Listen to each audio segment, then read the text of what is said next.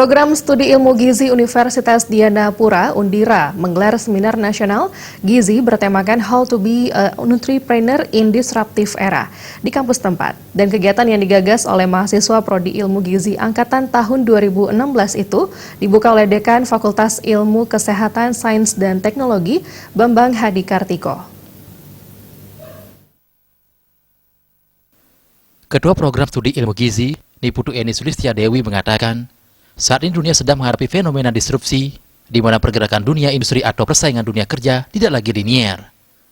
Disrupsi menginisiasi lahirnya model bisnis baru dengan strategi lebih inovatif dan disruptif.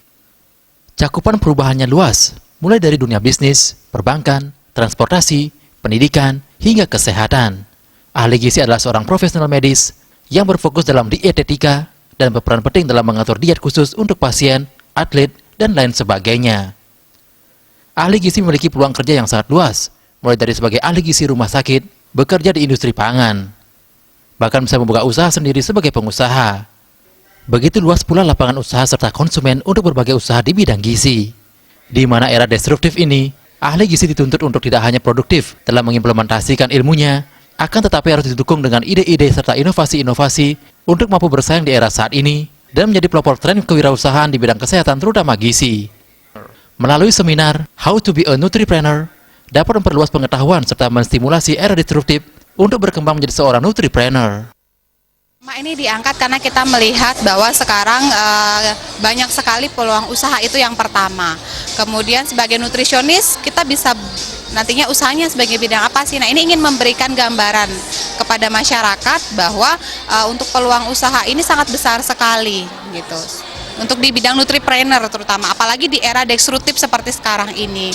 Masyarakat yang pertama bisa mengetahui lebih luas peluang kerja di bidang gizi, kemudian bisa mengembangkan bakatnya di bidang kuliner, kemudian di bidang usaha, yang nanti bisa di dalam usaha tersebut tetap mengkaitkan dengan kandungan nilai gizi dari bahan makanan yang diproduksi.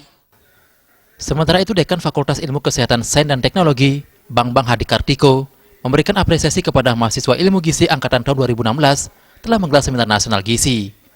Melalui seminar ini, para peserta akan mendapatkan informasi dan pengetahuan langsung tentang ilmu gizi dari para ahlinya, sekaligus bisa menangkan berbagai peluang yang ada sebagai pengusaha di bidang gizi.